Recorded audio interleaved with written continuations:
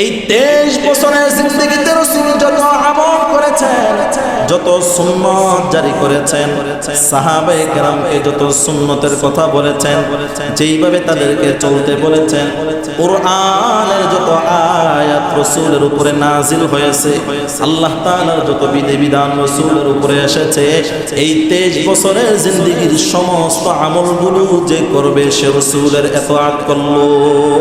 আর যে রাসূলের ইতাআত করলো তাকেই বলা হবে পূর্ণ ঈমানদার। আলহামদুলিল্লাহ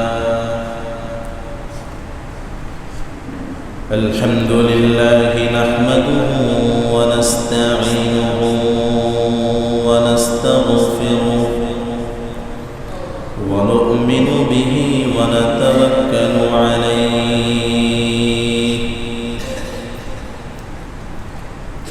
ونعوذ بالله من شرور أنفسنا ومن سيئات أعمالنا من يهد الله فلا مضل له ومن يضلله فلا هادي له ونشهد أن لا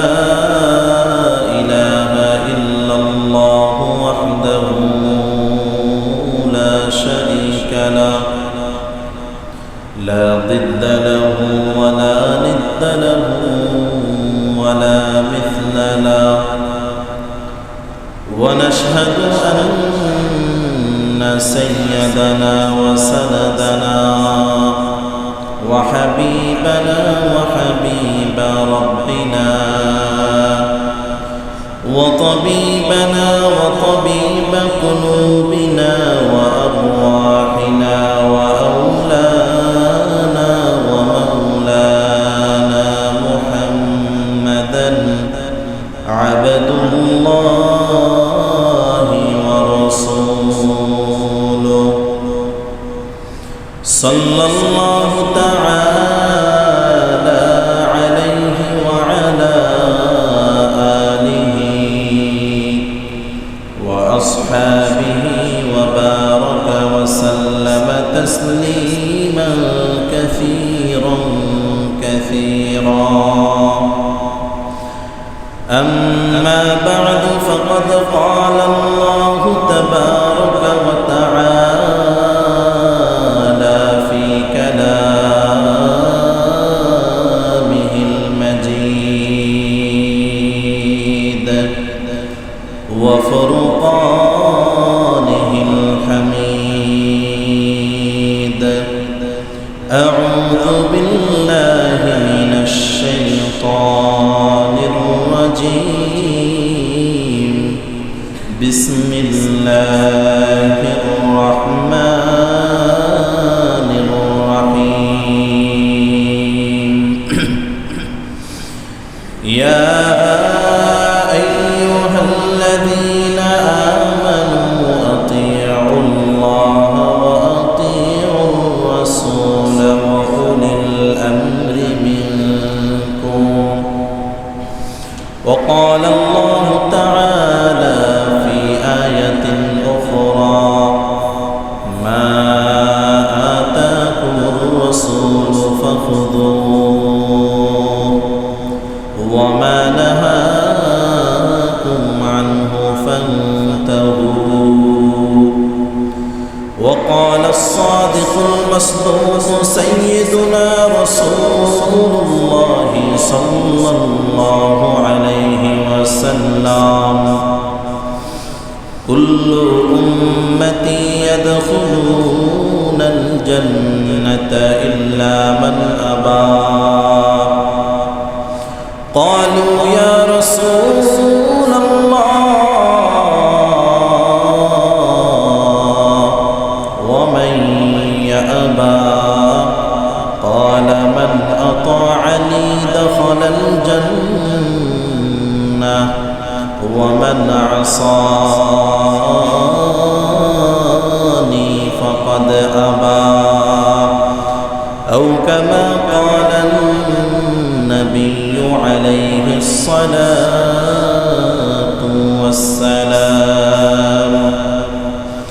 سبحانك لا علم لنا إلا ما علمتنا إنك أنت العليم الحكيم توحید کی امانت سینوں میں ہے ہمارا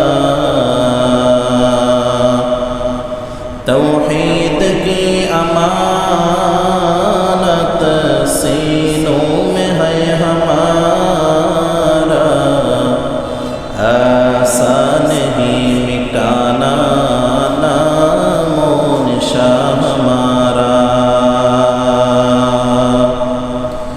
जनबाज है हम मार के या मर के हटेंगे मैदान में आए हैं तो कुछ करके हटेंगे मैदान में आए हैं तो कुछ करके हटेंगे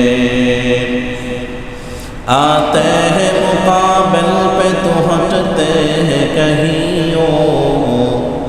आते हैं मुकाबल पे तो हटते हैं कहीं अब खून से मैदान को सर करके हटेंगे अब खून से मैदान को सर करके हटेंगे ला इलाहा इल्लल्लाह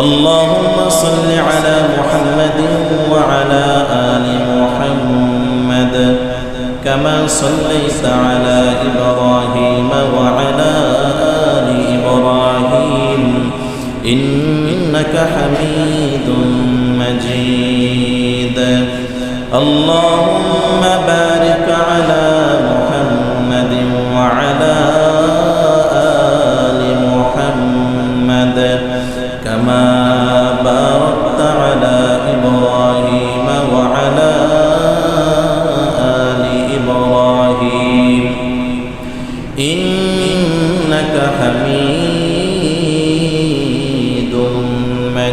مجيد الحمد لله الله رب العزة الجلال الدربار লাখো কোটি শুকরিয়া যে মহান মালিক আমাদেরকে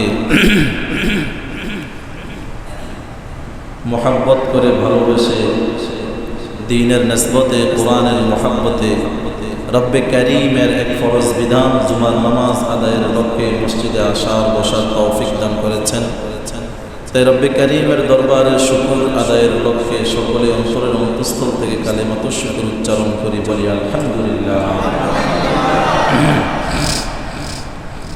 আমরা এমন এক সময় আল্লাহ রাব্বুল আলামিনের ইবাদত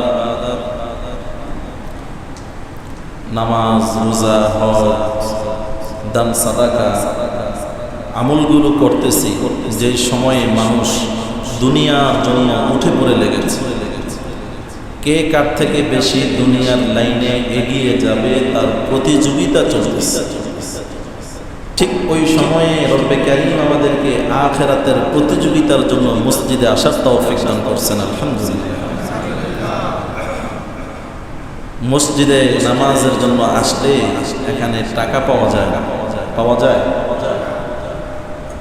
এখানে দুনিয়ার বাড়ি গাড়ি অর্থ সম্পদ জমি জমা কিছু পাওয়া যায় এখানে আসলে একটা জিনিস পাওয়া যায় সেটা হলো আল্লাহ পাওয়া যায় ঠিক না বেটি যারা আল্লাহ পাইতে চায় জান্নাত পাইতে চায় জাহান্নাম থেকে বাঁচতে চায় তারাই শুধু মসজিদে আসে নামাজ পড়ে আল্লাহ আল্লাহ আল্লাহকে ডাকে, আল্লাহকে স্মরণ করে। আর যাদের আল্লাহ দরকার নাই তাদের উদাহরণ হলো জন্মের পরে বাবা মায়ের দরকার নাই, ঠিক কিনা বলেন? বাস দুনিয়াতে আসছে, এর অস্তিত্ব দুনিয়াতে আসছে, এখন বাবা মায়ের কাজ শেষ, এর সাথে বাবা মার কোনো সম্পর্কের দরকার নাই।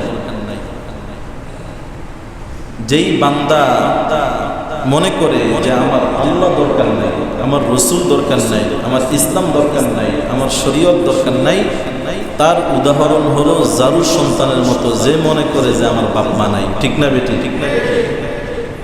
তার যেমন কোনো পরিচয় নাই, ঠিক তদ্রূপভাবে যে আল্লাহর গোলামির জন্য দুনিয়াতে আসলো কিন্তু আল্লাহরই সে চিনে না, তার দুনিয়াতে কোনো আল্লাহর বান্দা হিসেবে তার কোনো পরিচয় নেই। এই জন্য মৃত্যুর পরে যখন তাকে জিজ্ঞেস করবে তুমি কোন ধর্মের লোক, তুমি কে, তোমার পরিচয় কি, তোমার বায়োডাটা দাও, সে বলবে লা আদরি, আল্লাহ আমি তো জানি না আমার কি পরিচয়, আমি কোত্থেকে আসছি, কেন আসছি, আমার কিছুই জানা নাই। তখনই ফেরেশতাদের পক্ষ থেকে শাস্তি শুরু হয়ে যায়।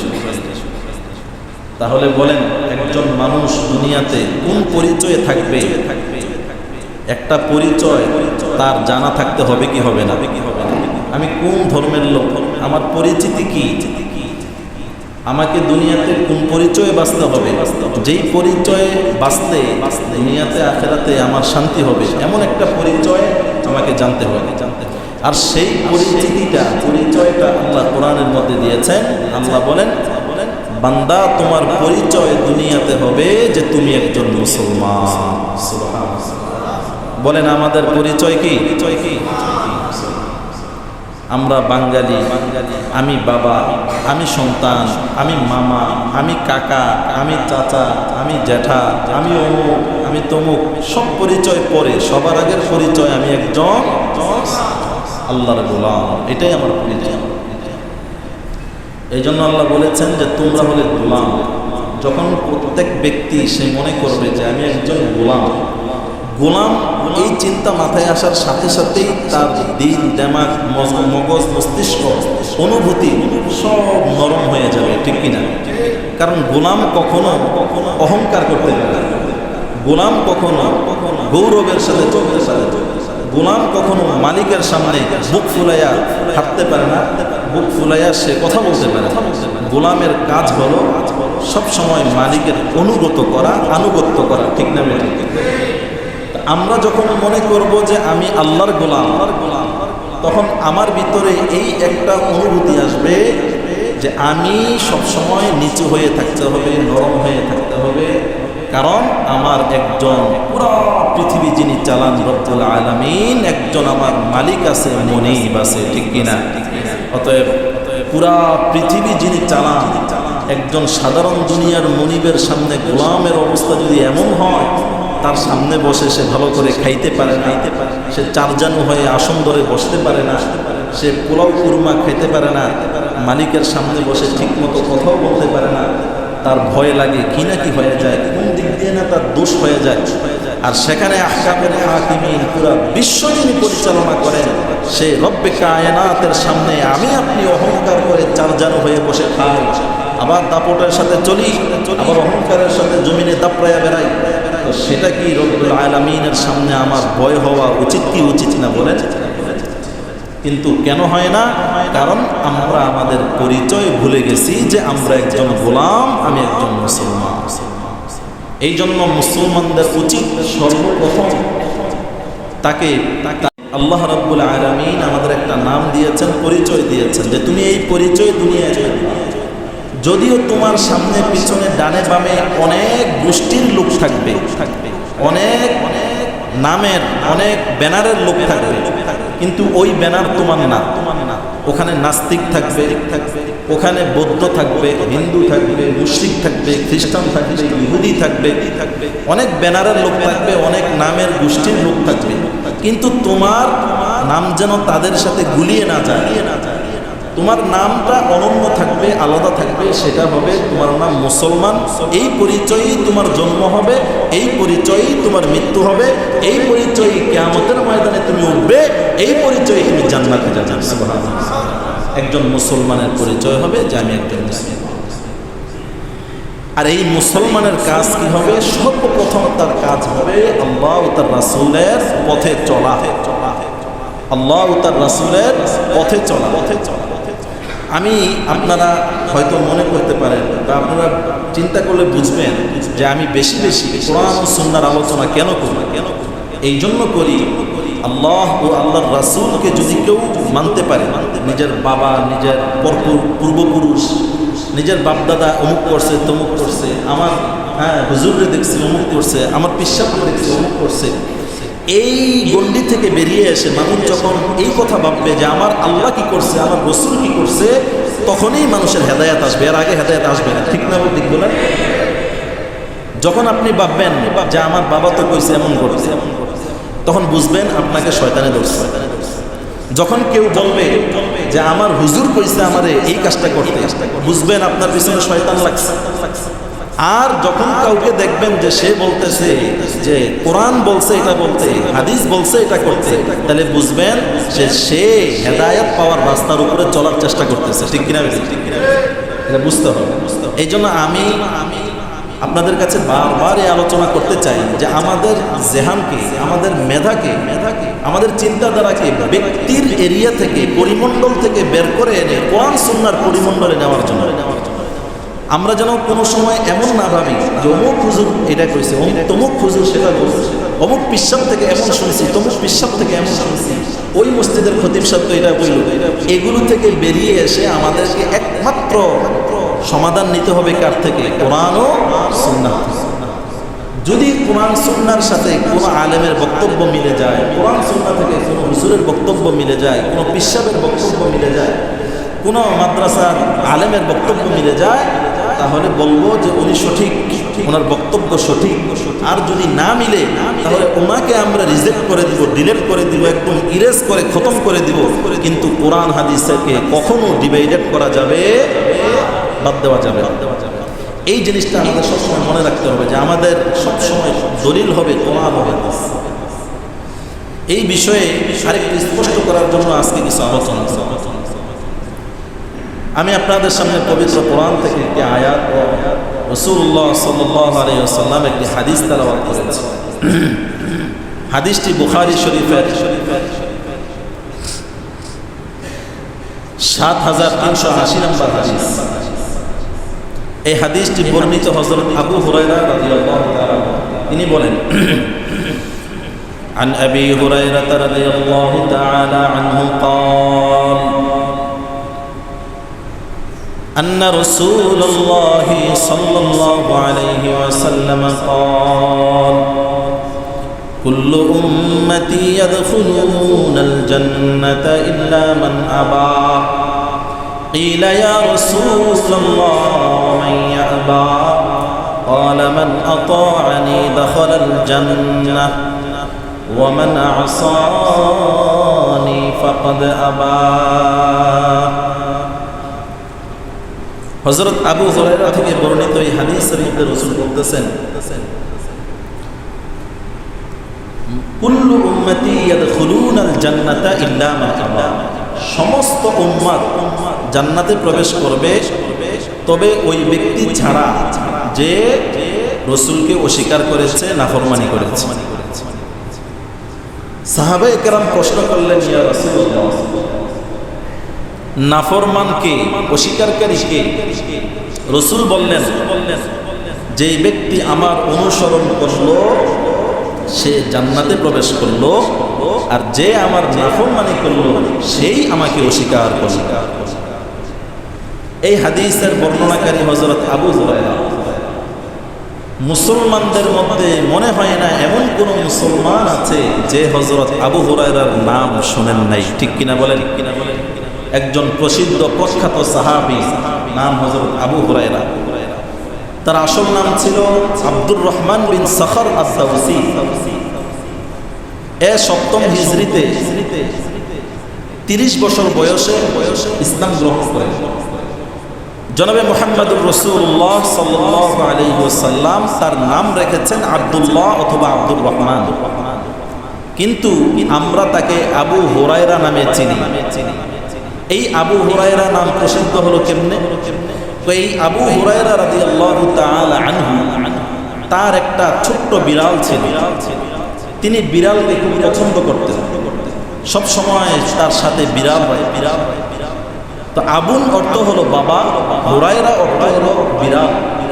আবু হুরায়রা অর্থ হলো বিড়ালের বাবা।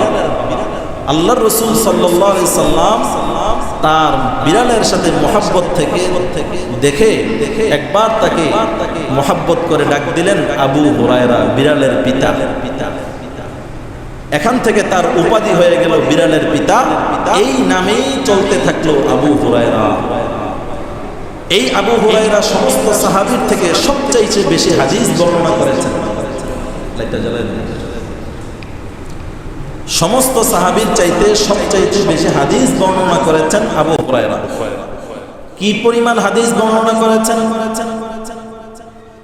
ইমাম আজ-জাওজি রাহিমাহুল্লাহ তার বিখ্যাত গ্রন্থের মধ্যে লিখেছেন, হযরত আবু হুরায়রা রাদিয়াল্লাহু তাআলা আনহু তিনি 5374টি হাদিস বর্ণনা করেছেন। জোরে বলেন সুবহানাল্লাহ। এই পরিমাণ হাদিস অন্য কোন সাহাবী বর্ণনা করে নাই। সবচেয়ে সর্বাধিক হাদিস বর্ণনাকারী সাহাবী হযরত আবু হুরায়রা। এখান থেকে বুখারী আর মুসলিম শরীফের মধ্যে তার হাদিসের সংখ্যা এসেছে 325টি হাদিস বুখারী আর মুসলিমের মধ্যে বর্ণনা করেছে। এই হাদিসের মহাসাধক তিনি 79 বছর বয়সে 58 হিজরিতে 79 বছর বয়সে তিনি ইন্তেকাল করেছেন। এই আবু হুরায়রা রাদিয়াল্লাহু তাআলা আনহু থেকে বর্ণিত এই হাদিসটি, রাসূল বলতেছেন, কুল্লু উম্মতি ইয়াদখুলুনাল জান্নাতা ইল্লা মান আবা। আমার যত উম্মত আছে সমস্ত উম্মত জান্নাতে প্রবেশ করবে। রাসূল বলেন, আমার যত উম্মত আছে, আমার যত উম্মত। উলামায়ে কেরাম বলেন, যত উম্মত দ্বারা উদ্দেশ্য হলো দুই ধরনের উম্মত।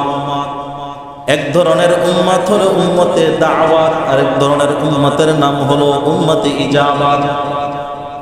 উম্মতে দাওয়াত মানে হলো সমস্ত মানুষ, চাই সে ইহুদি হোক, খ্রিস্টান হোক, কাফের হোক, বেঈমান হোক, নাস্তিক হোক, মুশরিক হোক অথবা মুসলমান, যত মানুষ আছে সমস্ত মানুষ উম্মতে দাওয়াত।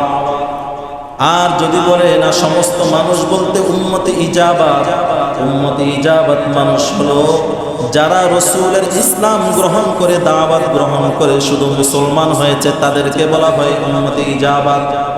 অর্থাৎ আমরা যারা আমরা নামাজ রোজা করতেছি, ধর্ম মানতেছি, ইসলাম মানতেছি, আল্লাহর দ্বীন মানতেছি, এদেরকে বলা হয় উম্মতে ইজাবাত, মানে ইসলাম গ্রহণ করনেওয়ালা উম্মত। রাসূলুল্লাহ সাল্লাল্লাহু আলাইহি ওয়াসাল্লাম বললেন, সমস্ত উম্মত জান্নাতে প্রবেশ করবে, তবে যে অস্বীকার করেছে সে ছাড়া।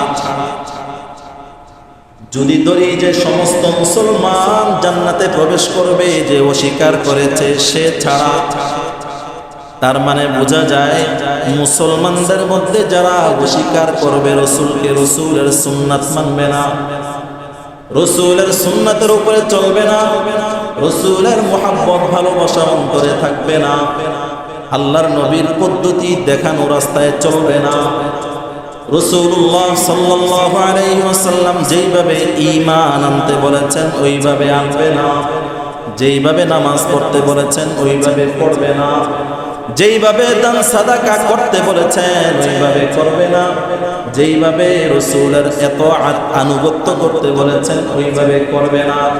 রাসূল বলেন, সে হলো অস্বীকারী, তার জন্য জান্নাত না, তার জন্য জান্নাত। তো রাসূল বললেন, জান্নাতে আমার সব উম্মতই যাবে, তবে যে আমাকে অস্বীকার করে সে যাবে। আর অস্বীকারীকে রাসূল বললেন মান আসানি ফাকাদ আবা, যে আমার নাফরমানি করলো, আমার কথা মানলো না, আমার কোনো কথার দাম দিল না, আমার সুন্নতের অনুসরণ করলো না, সে অস্বীকারী, সে জান্নাতে যাবে। আচ্ছা আচ্ছা, গুনাহ করলে কি ব্যক্তি গুনাহ করলে কি সে জাহান্নামে যাবে আর জান্নাতে যাবে না? সে ঈমান থাকলে জান্নাতে একদিন না একদিন তো যাবে, ঠিক কি না? কিন্তু এখানে রাসূল বলতেছেন সে জান্নাতেই যাবে না। ব্যাপার কি? আসলে ব্যাপার হলো, যেই ব্যক্তি আল্লাহ রাসূলের অনুসরণ করে চলবে, দুনিয়া থেকে ঈমান নিয়ে বিদায় নেবে, নেক আমল নিয়ে বিদায় নেবে, গুনাহ থাকবে না, সে কিয়ামতের ময়দানে সবার আগে জান্নাতে যাবে। সুবহানাল্লাহ। আর যারা দুনিয়া থেকে গুনাহ নিয়ে গেছে, তাদের প্রচুর গুনাহ হয়ে গেছে, তওবা করে নাই, তারা কিয়ামতের ময়দানে যাওয়ার পরে জাহান্নামে ঢুকবে, জাহান্নামের শাস্তি ভোগ করবে। এরপরে গিয়ে তারা একটা পর্যায়ে গুনাহ পরিমাণ শাস্তি ভোগ করা শেষ হয়ে গেলে এরপরে আল্লাহ তাদেরকে জান্নাতে দিবেন। তো রাসূল বলছেন তারা জান্নাতে যাবে না, এর অর্থ হলো তারা সর্বপ্রথম যেই শ্রেণী জান্নাতে যাবে এদের মতো তারা জান্নাতে যেতে পারবে। বুঝতে পেরেছেন? এই হাদিসের মধ্যে রাসূলুল্লাহ সাল্লাল্লাহু আলাইহি ওয়াসাল্লাম বললেন, কুল্লু উম্মতি ইয়াদখুলুনাল জান্নাতা ইল্লা মান আবা। আমার যত উম্মত আছে গুনাহগার, গুনাহ ছাড়া ঈমানদার মুসলমান, নামাজ পড়ুক চাই না পড়ুক, রোজা রাখুক চাই না রাখুক, যাকাত দেখ চাই না দেখ, যত উম্মত আছে ঈমান আছে, শুধু ঈমানটা আছে, আমল নাই, সে মৃত্যুর আগে তওবা করে গুনাহ মাফ করায় নেয় অথবা না করায় নেয়, মৃত্যুর পরে কবরের মধ্যে গিয়া সেখানে সে শাস্তির সম্মুখীন হোক চাই না হোক, সমস্ত উম্মত জান্নাতে যাবে। তবে এর মধ্যে কেউ যাবে আগে আর কেউ যাবে পরে, ঠিক না বেটি? আল্লাহর নবী সাল্লাল্লাহু আলাইহি ওয়াসাল্লামের পরে বললেন, সাহাবায়ে কেরাম প্রশ্ন করলেন, ইয়া রাসূলুল্লাহ, আপনাকে অস্বীকারী কারা, আপনার নাফরমানি কারা করে?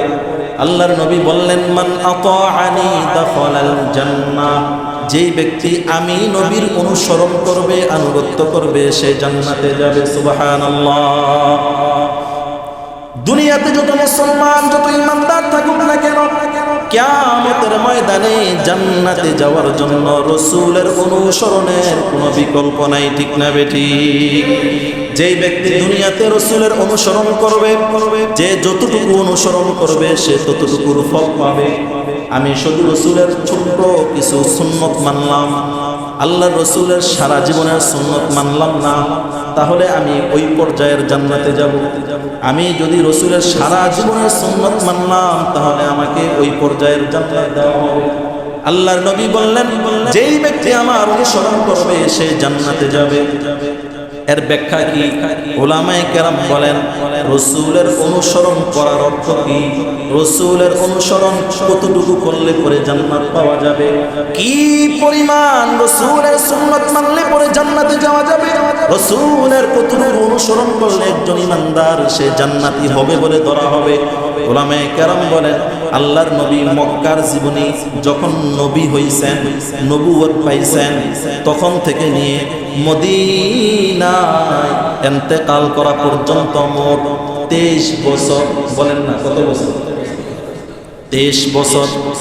এর আগে রাসূল শুধুমাত্র এমনিতে আল্লাহর মাহবুব ছিলেন, কিন্তু ওহী আল্লাহর নবীর কাছে এমন কিছু বিষয় জীবনে আছে যে বিষয়গুলো তোমরা মানতে গেলে তোমাদের স্বার্থ উদ্ধার হয় না, তোমরা ঝগড়ার মুখোমুখি পড়ে যাও, তোমরা প্রতিদ্বন্দ্বিতার মুখোমুখি পড়ে যাও, কোরআন মানবা না নিজেরটা মানবা।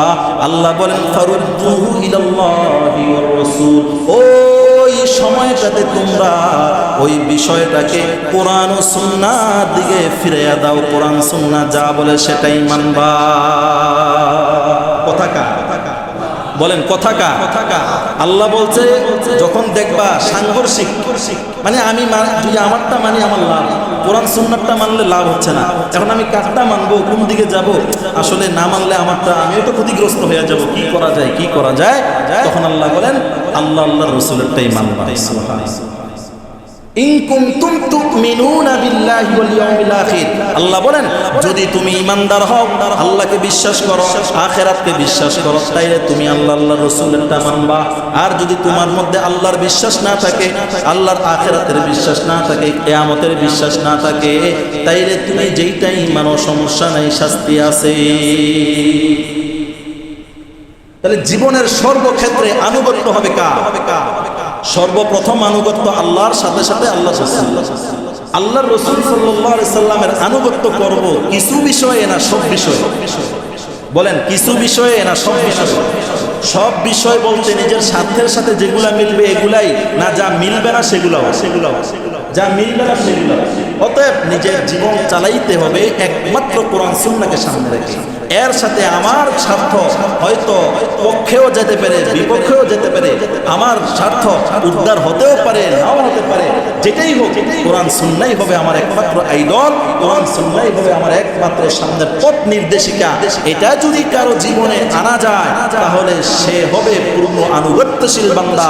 আর আল্লাহর রাসূল বলেন যে আমার পূর্ণ আনুগত্যশীল বান্দা হবে সে জান্নাতে যাবে, আর যে আমার আনুগত্য করবে না, নাফরমানি করবে, সে আমাকে অস্বীকার করলো, সে জাহান্নামে যাবে।